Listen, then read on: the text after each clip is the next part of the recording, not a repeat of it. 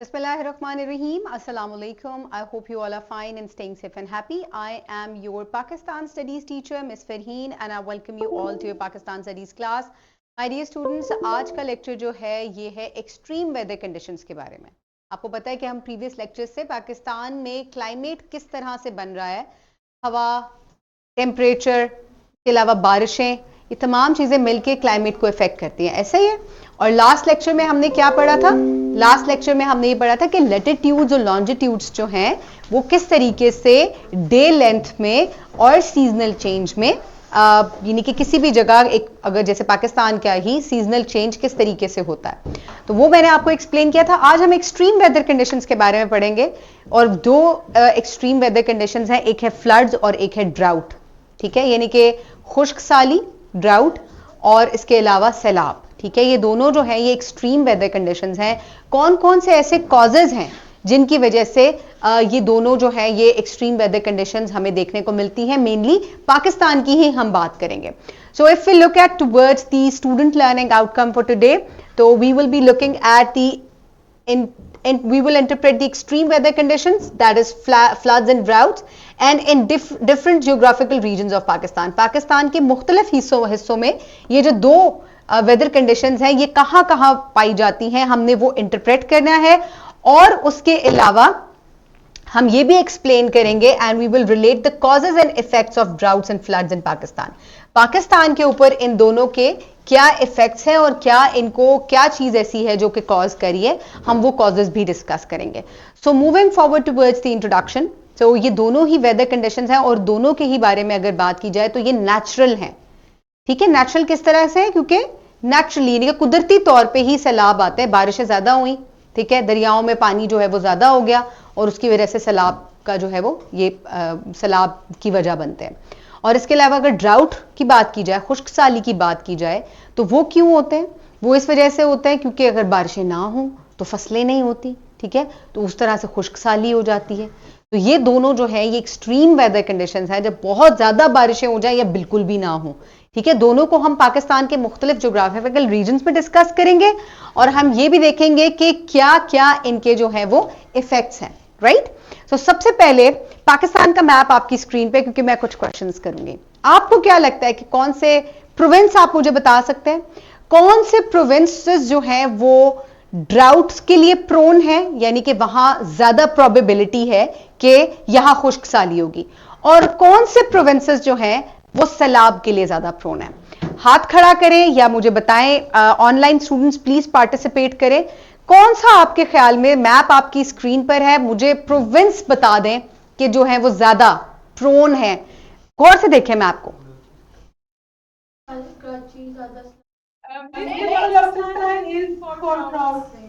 For droughts. Okay, और सिंध ये flood हो गया. ठीक है, अच्छा, और आप पंजाब को भी कह रही हैं फ्लड होता है. ठीक है, राइट, वेरी गुड. ठीक है, यहां पे भी ये कराची में आपको लगता है कि जो है वो ड्राउट होगा. ठीक है, ऐसा कह रही हैं आप?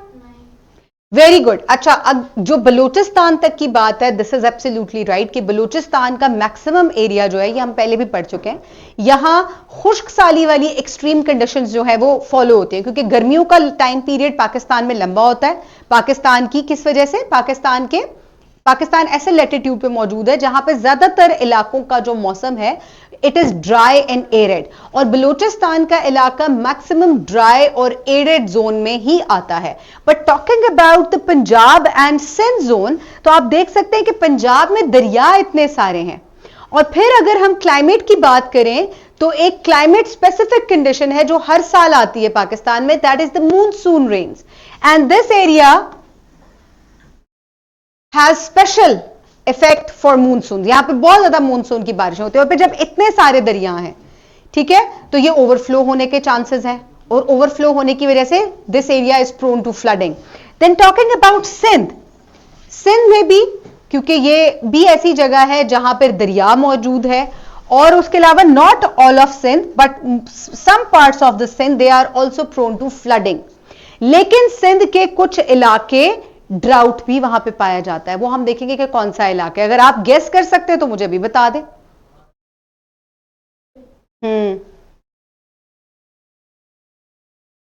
ये इलाका अगर किसी को याद हो, ये वाला इलाका, ये क्या है?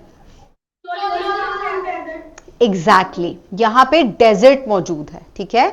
और डेजर्ट होने की वजह से this area is prone to, यानी कि वैसे ऑलरेडी इतना खुश्क है और फिर मजीद जब बारिशें इधर कम होती है तो जो भी एग्रीकल्चर रहा सहा होता है वो भी खत्म हो जाता है। टॉकिंग अबाउट खैबर पख्तूनख्वा, क्या ख्याल है? इट रिमेन्स ड्राई और इसके कुछ इलाकों में they are prone to droughts, ठीक है। और now let's quickly move forward और अब हम इसको डिटेल से पढ़ते हैं। But you have guessed mostly everything right. So अगर हम फ्लड्स को इंटरप्रेट करें और हम नॉर्थ से स्टार्ट हो जाएं पाकिस्तान के, ठीक है, तो पाकिस्तान के कुछ नॉर्दर्न रीजन्स जो हैं they are also prone to flooding. क्यों? क्योंकि वहां से दरिया जो हैं वो निकल रहे हैं, ठीक है, और उसके अलावा बहुत से चश्मे जो हैं वो भी बह निकलते हैं, ठीक है। ऐसा ही होता है ना, बर्फ पिघलती है, ग्लेशियर्स मेल्ट होते हैं, तो उसकी वजह से क्या होता है, उसकी वजह से अगर बारिशें ज्यादा हो जाएं या ओवर मेल्टिंग ऑफ ग्लेशियर्स हो जाए तो this can lead to flooding of small lakes and small streams. और उसकी वजह से क्या हो सकती है? उसकी वजह से फ्लडिंग हो सकती है।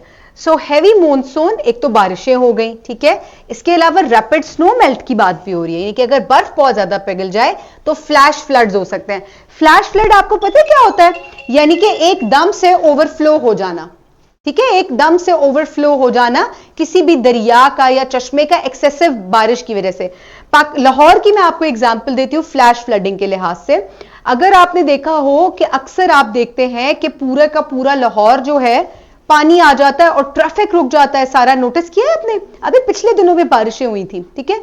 ये क्यों होता है कि जितने भी जी ऐसा क्यों होता है भला, आपको पता है? ऐसा इस वजह से होता है क्योंकि जो नदी नाले होते हैं, छोटे छोटे नाले होते हैं, दे गेट ओवरफ्लो हो जाते हैं, जिसकी वजह से पानी उनके अंदर जितना जाना होता है they can not keep it inside it, और वो बाहर निकल आता है, जिसकी वजह से इन मुश्किलात का सामना करना पड़ता है। तो सेम केस यहां पे होता है कि जितनी भी स्ट्रीम्स, छोटे छोटे नदी नाले होते हैं यहां जो पहाड़ों से बह निकल रहे होते हैं, इसके अलावा दरिया भी यहां मौजूद होते हैं, दे overflow.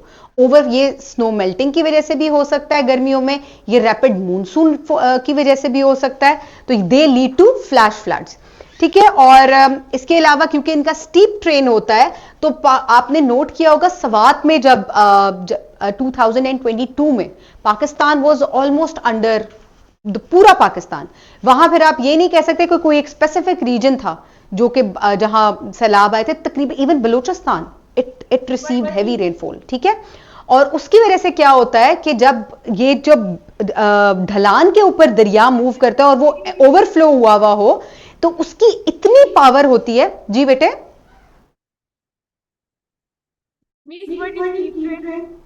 Steep train, this is steep train, ठीक है, इसको स्टीप ट्रेन कहते हैं। ये पहाड़ है और आप पहाड़ दे सकते हैं, ये स्टीप ट्रेन है। ये क्या है? दिस इज प्लेन एरिया, ठीक है। तो पानी कहां तेजी से फ्लो करेगा? ऑब्वियसली स्टीप ट्रेन के ऊपर it is going to flow with a very heavy velocity के साथ जो है पानी तेजी से मूव करेगा, और फिर इसके रास्ते में जितनी भी चीजें आती हैं वो ऑब्वियसली वो बहुत ही डिस्ट्रक्टिव, मास डिस्ट्रक्शन होती है। इसकी वजह से ना सिर्फ डूब जाती है चीजें बल्कि ये डिस्ट्रक्शन भी बहुत ज्यादा करता है। आपने ऐसे वीडियो क्लिप्स भी शायद देखे हो जिनमें दरिया जो है वो अपने साथ पूरी की पूरी बिल्डिंग्स बहा के ले जाता है। जी बच्चे, कौन से वाला point? Can you repeat it? Sorry, second point जी, सेकेंड पॉइंट है कि स्टीप ट्रेन की वजह से, यानी कि ढलान होने की वजह से इंटेंसिटी ऑफ फ्लड जो है इट एग्जिबेट्स, यानी कि ज्यादा हो जाती है, ठीक है। जो इंटेंसिटी ऑफ फ्लड है, बहाव जो है दरियाओं का, वो बहुत तेज हो जाता है। एक तो उसमें फ्लड आया हुआ है, फ्लड का क्या मतलब है? ओवरफ्लो हुआ हुआ है, वो जितना उसका ट्रैक है उससे पानी उसमें ज्यादा हो गया है, और उसके बाद वो ढलान पे जा रहा है, ठीक है। स्टीप है उसका ट्रेन, ढलान के साथ है, तो उसकी वेलोसिटी बहुत तेज हो जाती है, इंटेंसिटी बहुत ज्यादा हो जाती है उसके बहाव की, जिसकी वजह से it can cause massive destruction. ना सिर्फ चीजें डूब जाती हैं बल्कि तबाह भी हो जाती है अपने साथ। ये रेला जब पानी का आता है ये पूरे के पूरे जो है वो बिल्डिंग साथ लेकर चला जाता है, ठीक है। This is because of massive velocity that it has.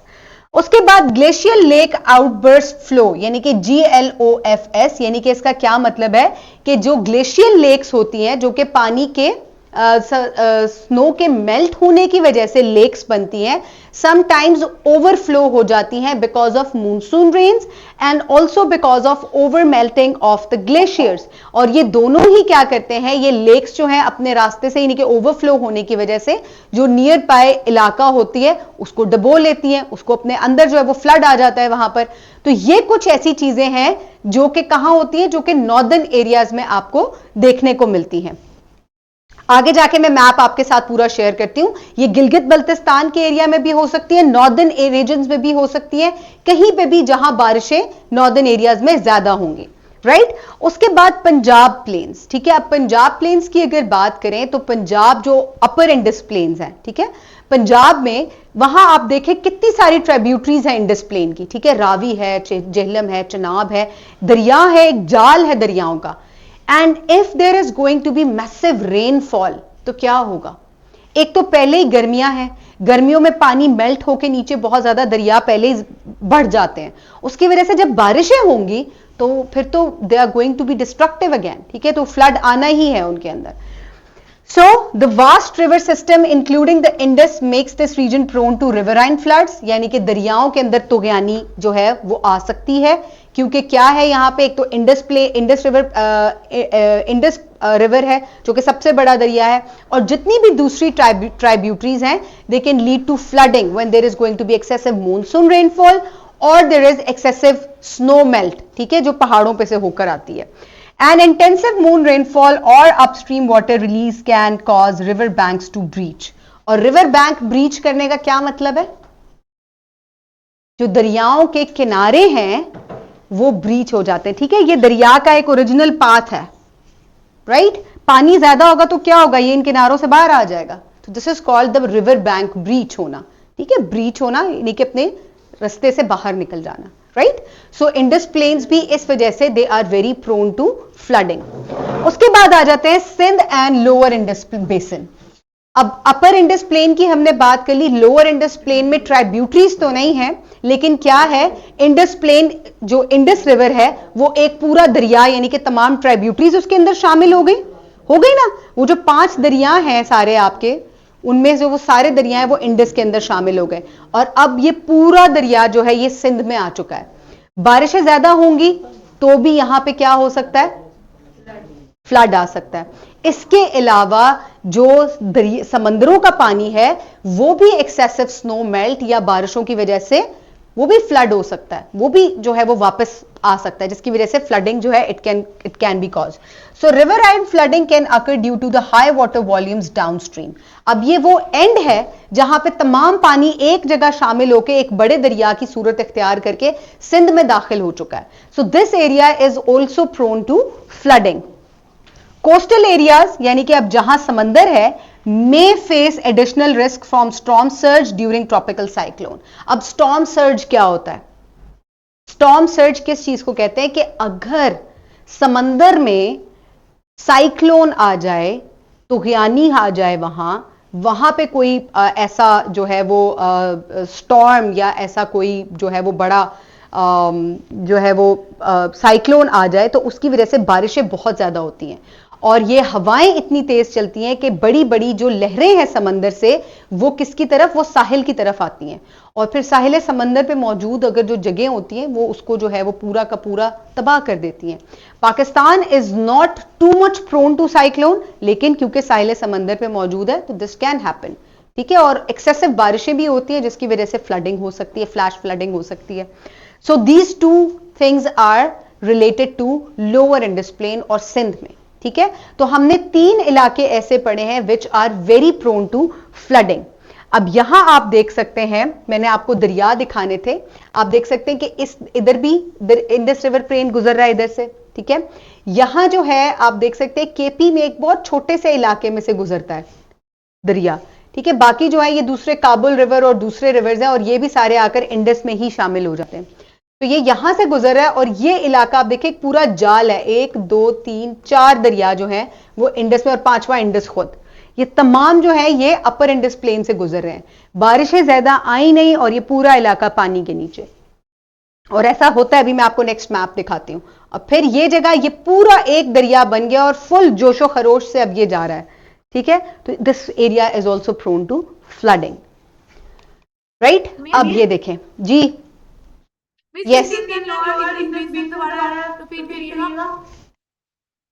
ये वाला यहां से, अच्छा अब ये देखिए कि सिंध और लोअर इंडस बेसिन में क्या वजह है कि यहां दरिया में तो फ्लडिंग हो ही सकती है, जब मॉनसून की बारिशें ज्यादा होंगी तो वो सिंध भी रिसीव करेगा ऑब्वियसली, क्योंकि ये पूरा इंडस प्लेन का इलाका जो है यहां मॉनसून की बारिशें होती हैं।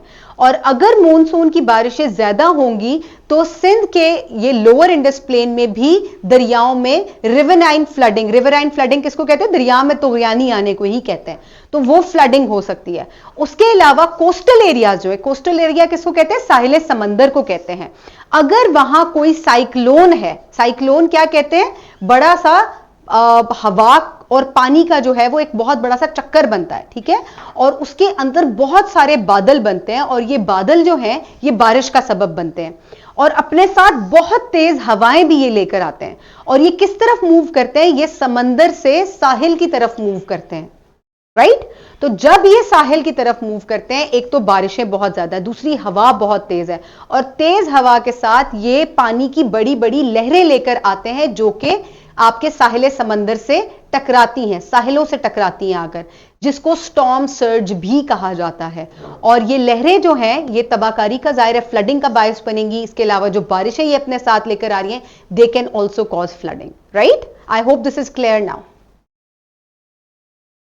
Clear, okay. अच्छा जी, अब ये मैंने आपको मैप एक्सप्लेन किया। अब ये 2022 का मैप है जिसमें आपको फ्लडिंग नजर आ रही है। डार्क रेड कलर जो है या मरून कलर जो बिल्कुल ब्लैकिश हुआ हुआ है, these are the areas which were heavily under water. अब आप उन एरियाज को काउंट कर सकते हैं, ये मेनली सिंध के अंदर ही है। जहां आप देख रहे हैं कि इंडस एंटर हो रहा है वो इलाका, और फिर नीचे जाकर आप देख सकते हैं कि काफी सारे इलाके जो हैं, और ऑलमोस्ट तकरीबन सारा एरिया जो है it was under water. Light pink ये तमाम एरिया जो हैं दे वर अंडर वाटर। तो बहुत मैसिव फ्लडिंग हुई थी। और ये आप फ्लडिंग के लिए एरियाज देख सकते हैं, इवन कुछ एरियाज बलूचिस्तान के, ये भी पानी जो है यहां पर बहुत ज्यादा जो है वो डूब गए थे ये इलाके जो हैं। तो इस वजह से ये पाकिस्तान का फ्लडिंग मैप है। और अगर आप पाकिस्तान के पुराने फ्लड मैप्स को भी देखें तो यही वो प्रोन एरियाज हैं जहां पर अक्सर जो है वो फ्लडिंग देखने को मिलती है, जिसमें नॉर्दर्न एरियाज है, पंजाब है और सिंध का इलाका है, राइट। ओके, आगे अगर हम बात करें तो हम कॉजेज और इफेक्ट्स की बात करते हैं कि क्या वो ऐसे कॉजेज हैं, क्या वो वजूहात हैं जिनकी वजह से फ्लडिंग ज्यादा होती है। वैसे वो हमने साथ साथ डिस्कस किए, फिर भी एक दफा इसको पॉइंट आउट कर लेते हैं।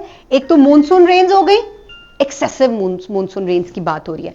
फिर उसके बाद glacial melt and river run of, ठीक है। अब अगर बहुत ज्यादा स्नो मेल्ट होगी, ग्लेशियर्स मेल्ट होंगे, पूरे के पूरे बर्फ के तोदे मेल्ट हो गए, साथ मॉनसून भी हो रही है, तो obviously there is going to be river run off, जिसकी वजह से दरिया जो है वो ओवरफ्लो होंगे। उसके बाद urbanisation and land use changes. अब एक और इंसान जो काम कर रहे हैं, जिसमें मैंने लाहौर का आपको बताया कि फ्लैश फ्लड्स क्यों आते हैं, क्योंकि मैक्सिमम जगह जो हैं वो पक्की कर दी गई हैं, सड़कें बना ली हैं, सोसाइटियां बना ली हैं, जगह कच्ची नहीं है जो कि पानी को एब्जॉर्ब कर सकें, जिसकी वजह से क्या होता है, इस अर्बनाइजेशन की वजह से, आबादी बढ़ने की वजह से भी पानी जो है वो जमीन के अंदर या दरियाओं में खुश्क नहीं हो पाता, जज्ब नहीं हो पाता, बल्कि पक्के होने की वजह से जमीन की सतह पर ही रह जाता है, which ultimately causes flooding। तो जो या एक्सेसिव जो आबादकारी है, अर्बनाइजेशन है, this can also lead to floods. और उसके बाद साइक्लोन्स एंड ट्रॉपिकल स्टॉर्म्स, ठीक है। ट्रॉपिकल स्टॉर्म्स और साइक्लोन्स क्या है, ये जो समंदर में तुगयानी आती है हवाओं की और बारिशों की वजह से, ये भी शदीद गर्म इलाकों में ही आती है, तो वो इलाके जो हैं उधर भी, उन जगहों पे भी क्या होती है, फ्लडिंग भी हो सकती है और ज्यादा बारिशों की वजह से। ठीक है, अच्छा जी, अब इफेक्ट इससे क्या होगा? ऑब्वियसली इंफ्रास्ट्रक्चर डैमेज होगा। इंफ्रास्ट्रक्चर डैमेज किसको कहते हैं? जो आपकी बिल्डिंग्स हैं, जो आपकी रोड्स हैं, जितनी भी इंसान की बनाई हुई चीजें वो तो डैमेज होंगी, राइट। उसके बाद एग्रीकल्चरल लॉस भी होगा। पाकिस्तान एक क्या है? पाकिस्तान एक एग्रीकल्चरल कंट्री है, राइट। यहाँ पे क्या होती है, यहाँ पे ज्यादातर लोग जो हैं वो किससे वाबस्ता है? एग्रीकल्चर से वाबस्ता है, तो डेफिनेटली ये भी होगा। उसके बाद displacement and loss of lives, जाहिर है एक बड़े लोग जो है वो बेघर हो जाएंगे, डिस्प्लेसमेंट कहते हैं इसको, और बेघर होने के साथ साथ लोग डूबकर मर भी जाते हैं, इस वजह से जानी खतरा भी होता है। तो जानी माली दोनों नुकसान हो गए, और इसके अलावा बहुत से लोग जो हैं वो डिस्प्लेस यानी कि बेघर हो जाते हैं। उसके बाद इकोनॉमिक इंपैक्ट, जाहिर है जब इंफ्रास्ट्रक्चर भी डैमेज हो गया, लोगों के घर तबाह हो गए, एग्रीकल्चर फील्ड्स नहीं रही, तो फिर आपको इकोनॉमिक लॉस भी तो होगा ना। Then there is environmental consequences, और फिर इसकी वजह से एनवायरमेंटल कॉन्सिक्वेंसेस भी होते हैं, दरख्त उखड़ जाते हैं, ठीक है, दरिया जो है वो इतनी तबाहकारी करते हैं कि जिसकी वजह से बहुत सारे जो हैं वो एनवायरमेंटल डैमेजेस भी होते हैं, जैसे कि आपकी फसलें तबाह हो गई, दरख्त पूरे के पूरे जो है वो उखड़ जाते हैं, तो और इसके अलावा गड्ढे शगाफ पड़ जाते हैं जमीन के अंदर, तो ये वाले चेंजेस भी देखने को मिलते हैं। सो ये हो गए causes and effect of floods. Now let's quickly move towards the drought, जिसको हम कहते हैं खुश्क साली। अगर ड्राउट्स की बात की जाए तो बलूचिस्तान का इलाका सबसे पहले आपके जहन में आना चाहिए कि ये वो खुश्क तरीन इलाका है, जो वैसे भी खुश्क रहता है, बारिशें भी यहाँ कम होती हैं, मानसून भी नहीं यहाँ पर, वेरी लाइट मानसून, और बिल्कुल ना होने के बराबर। वेस्टर्न डिप्रेशन जो है वहां से इसको कुछ बारिशें होती हैं, वो भी सर्दियों में जाकर। तो अगर यहां बात की जाए तो एरिड है ये, या सेमी एरिड है, कंडीशंस है which make Balochistan susceptible to drought, जिसकी वजह से ये खुश्क साली जो है यहां पर बहुत ज्यादा देखने को मिलती है। इसके अलावा रेगुलर मानसून नहीं होती, और ये जो है वो लिमिटेड इसके पास ऐसे वाटर रिसोर्सेज हैं जिसके ऊपर ये डिपेंड करता है, और बारिशें ना होने की वजह से मुख्तलिफ जो इसके अक्सर इलाके हैं वो क्या हैं, वो खुश्क साली का ही वहां पर सारा साल रहती है। और इसी वजह से इतना बड़ा वो होने के बावजूद, इतना बड़ा हमारा ये प्रोविंस है, लेकिन आबादी यहां सबसे कम है। अच्छा जी, उसके बाद हम अगर देखें तो आ जाता है थर डेजर्ट, ठीक है, जो कि सिंध में है। अब ये जो थर डेजर्ट है ये भी, क्योंकि एक तो ये ऑलरेडी डेजर्ट एरिया, ऑलरेडी खुश्क है, लेकिन अगर जो रेगुलर बारिशें, जितनी यहां पर रिकॉर्डेड बारिशें, उससे भी कम अगर बारिशें हो, तो जो फसलें यहां लोग, क्योंकि थर डेजर्ट में काफी सारे लोग रहते हैं, मैंने आपको बताया था कि ये वो वाहिद डेजर्ट है जो कि डेजर्ट होने के बावजूद यहां पर आबादी बहुत ज्यादा है, क्योंकि अक्सर लोग जो हैं वो माइनिंग और कोल जो है उससे जो है लोगों की जॉब्स मुंसलिक है। लेकिन जो थोड़ी बहुत भी क्रॉप्स यहाँ लोग लगाते हैं वो बिल्कुल खत्म हो जाती हैं, और बिल्कुल ही जो कि ओएसिस भी हैं यहाँ पर, नखलिस्तान भी होते हैं छोटे छोटे, वो भी बिल्कुल खुश्क साली का वहां पर खुश्क साली हो जाती है, ड्राउट आ जाते हैं वहां पर भी। उसके बाद नेक्स्ट है खैबर पख्तूनख्वा या केपीके का आपका इलाका।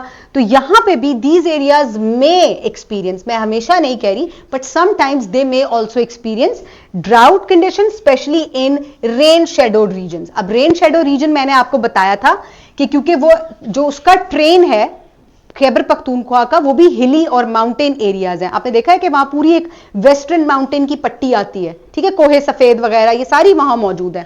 तो रेन शेडो एरिया क्या होता है कि बादल एक तरफ आ रहे हैं, पहाड़ के एक तरफ वो बरस गए, और दूसरी तरफ जब जाएंगे तो ये बिल्कुल खाली है, तो ये इलाका रेन शेडो होगा, यहां बारिशें नहीं होंगी, और इस वजह से वो इलाका क्या होता है, पहाड़ की दूसरी तरफ वहां खुश्क साली रहती है, और ये हरा भरा होता है इलाका, ये ऐसा होता है। सो मुख्तलिफ इलाके खैबर पख्तूनख्वा में वो रेन शेडो एरिया है कि वहां जो पहाड़ी रेंज है, या पूरी जो पहाड़ों की एक रेंज है, वो एक तरफ जो है वो क्या है, हरी भरी है, और दूसरी तरफ वो बिल्कुल खुश्क है। तो ये रेन शेडो इफेक्ट भी जो है वहां खुश्क साली को जो है वो जन्म दे सकता है। उसके बाद dependence on rain fade agriculture can be challenging during the water scarcity. अब रेन फेड एग्रीकल्चर क्या होता है जी? रेन फेड एग्रीकल्चर, बिल्कुल एग्जैक्टली सही कहा आपने, जो बारिश के ऊपर डिपेंड करता है। आप ज्यादातर किस तरह डिपेंडेंट होता है एग्रीकल्चर? समंदर, दरियाओं के ऊपर, ठीक है, दरियाओं से नहरें निकाली जाती हैं और फिर आप अपने लैंड को इरिगेट करते हैं। लेकिन कुछ इलाके ऐसे, ये प्लेटो रीजन्स में होता है, और ये बलूचिस्तान में भी ये है, और खैबर पख्तूनख्वा के भी कुछ इलाके हैं जहां पर टोटली इन्हिसार किस चीज पर किया जाता है? बारिशों के ऊपर, ठीक है। और अगर बारिशें उस साल खुदा ना खास्ता नहीं हुई तो आपकी पूरी क्रॉप या जितनी आप एक्सपेक्ट कर रहे हैं बारिश रेगुलरली होती है वो नहीं हुई तो आपकी तो फसल तबाह हो जाएगी। तो इस तरह की जो फसलें होती हैं दे आर डिपेंडेंट जो होती हैं बारिशों के ऊपर, फिर उधर जो है वो काफी मसला हो सकता है अगर ड्राउट आ जाए तो। ओके, ये पाकिस्तान का ड्राउट मैप है, ठीक है। पाकिस्तान तकरीबन पूरा ही जो है वो एरिड और सेमी एरिड जोन है, लेकिन अगर आप प्रोन एरियाज देखें तो वो क्या है? वो बलूचिस्तान के इलाके हैं, ये थर डेजर्ट है, कुछ ये वाला इलाका है, कुछ इलाके ये चोलिस्तान डेजर्ट है, राइट। तो ये खुश्क है इलाके, यहां पे भी आपको रेन शेडो इफेक्ट मिलेगा। कुछ इलाके आप ये देख सकते हैं मॉडरेट किस्म का ड्राउट जो है वो केपीके के इलाकों में भी रहता है, ठीक है। और ये यहां पर ये प्लेटो है, ये इधर भी पंजाब में जो पोठवार प्लेटो का इलाका है तो वो भी सेमी एरिड है, बारिशें हो जाएं तो ठीक है, वो भी वहां पे भी फसलें ज्यादातर रेन फेड ही होती है, रेन फेड डिपेंडेंट रहती हैं वो भी। तो ये है पाकिस्तान का मैप। लेकिन पाकिस्तान का अगर आपको क्लाइमेट डिस्क्राइब करना है तो पाकिस्तान का climate arid to semi arid ही है, ठीक है। पाकिस्तान इसी जोन में आता है, ज्यादातर ये खुश्क इलाके में आता है, जिस लेटीट्यूड पे ये मौजूद है वहां ज्यादातर खुश्क इलाके मौजूद है, राइट, ठीक है। तो ये हो गया पाकिस्तान का ड्राउट मैप। अब हम कॉजेज और इफेक्ट्स इसके जल्दी से देख लेते हैं। तो क्या आपके ख्याल से क्या कॉजेज हो सकते हैं ड्राउट के? बारिशों की कमी, राइट, बिल्कुल ठीक है जी। बच्चे क्या, एक दफा can you repeat it again? जी यानी जी बच्चे, हाँ जी, इफेक्ट में एग्रीकल्चर डेफिनेटली इफेक्ट होगा। तो कॉजेज में अगर हम देखें तो बिलो एवरेज रेनफॉल, एक एवरेज रेनफॉल है, हमें पता है जी, हमें पता है कि पाकिस्तान जो है ये क्या है, ये खुश्क इलाका है, ये एरिड टू सेमी एरिड है।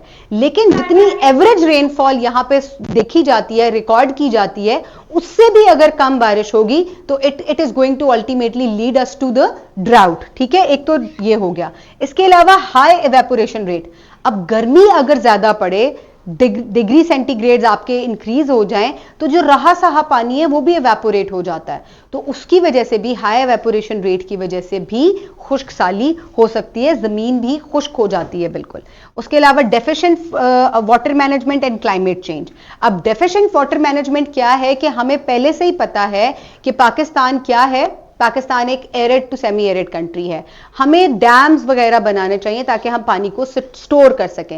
लेकिन अगर पानी प्रॉपर्ली स्टोर्ड नहीं होगा और हम डेफिशिएंट होंगे इसमें, तो अल्टीमेटली क्या होगा, सिर्फ कुछ हिस्से नहीं, पूरा का पूरा पाकिस्तान जो है वो ड्राउट में जा सकता है, खुश्क साली में जा सकता है, ठीक है। इसके अलावा क्लाइमेट चेंज हो रहा है जिसकी वजह से बाज दफा एक्सेसिव आपको एक्सट्रीम वेदर कंडीशन देखने को मिलती है।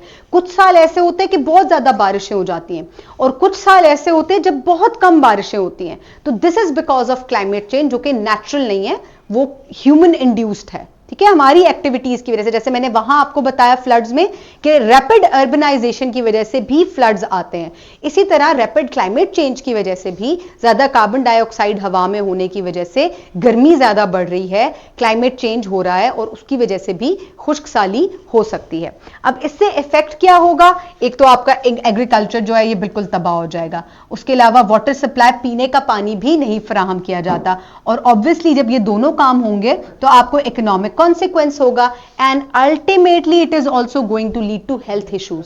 जब आपके पास पीने का पानी नहीं है, जब खाने के लिए नहीं है, तो आप माल न्यूट्रिशन हो सकते हैं, आपको खाने की कमी हो सकती है, न्यूट्रिएंट्स की कमी हो सकती है, जिस which leads to malnutrition, ठीक है, और उसकी वजह से हेल्थ इश्यूज बहुत सारे हो सकते हैं। तो ये वो कुछ कॉजेज एंड इफेक्ट्स हैं जो कि हमने अभी डिस्कस किए ऑफ फ्लड्स एंड ड्राउट्स। आपने ये देखा कि कौन से इलाके जो हैं वो ड्राउट प्रोन है और कौन से इलाके जो हैं वो फ्लड प्रोन है, ठीक है। आई होप लेक्चर आपको समझ में आ गया। If there is anything still that I can I can answer the questions. Okay जी बच्चे, जी सर आसिफ की क्लास से क्वेश्चन है जी। इफेक्ट्स आपको दोबारा रिपीट कर दूं? ओके, अब इफेक्ट में आप ये देखें कि जब बारिशें नहीं होंगी और खुश्क साली हो गई है, और बहुत से इलाके ऐसे भी हैं जो कि बारिशों का इंतजार करें कि हमारी फसलें, बारिशें आएंगी तो फसलों को पानी मिलेगा, तो वहां पे तो बिल्कुल आपका एग्रीकल्चर जो है वो तबाह हो जाएगा। तो it is going to impact या इफेक्ट द एग्रीकल्चर, आपकी फसलों को इफेक्ट करेंगे। दूसरी चीज ये है कि वाटर सप्लाई की शॉर्टेज हो जाएगी। ठीक है, वाटर जब पानी नहीं है, सारी चीजें पानी से चल रही हैं, ठीक है, बारिशें नहीं हो रही, पानी नहीं आ रहा आपका, तो उसकी वजह से क्या होगा कि लोगों को पीने का पानी भी, वो भी उसकी भी कमी हो जाती है, राइट। तो ये दूसरी चीज हो गई, ये दूसरा इफेक्ट हो गया।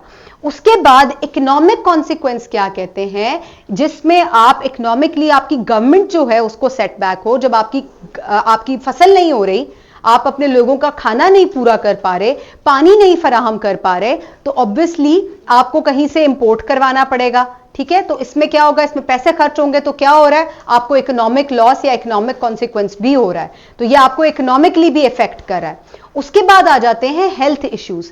हेल्थ इश्यूज किसको कहा जाता है, जब खाने को नहीं है, पीने को पानी ना साफ नहीं मौजूद, तो it is ultimately going to cause you health issues. जिनमें हेल्थ इश्यूज क्या होते हैं, अक्सर बच्चे जो हैं, आपने देखा होगा जहां के कहत साली होती है या जहां फेमीन्स आए होते हैं, वहां क्या होता है, कहत फेमीन को कहते हैं, ठीक है, और ड्राउट खुश्क साली को कहते हैं।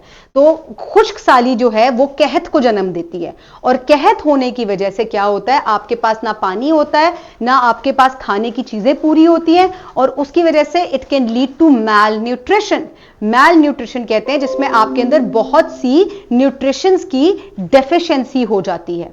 ठीक है, तो हेल्थ इश्यूज भी हो सकते हैं इससे। आई होप ये आपको समझ में आ गया है।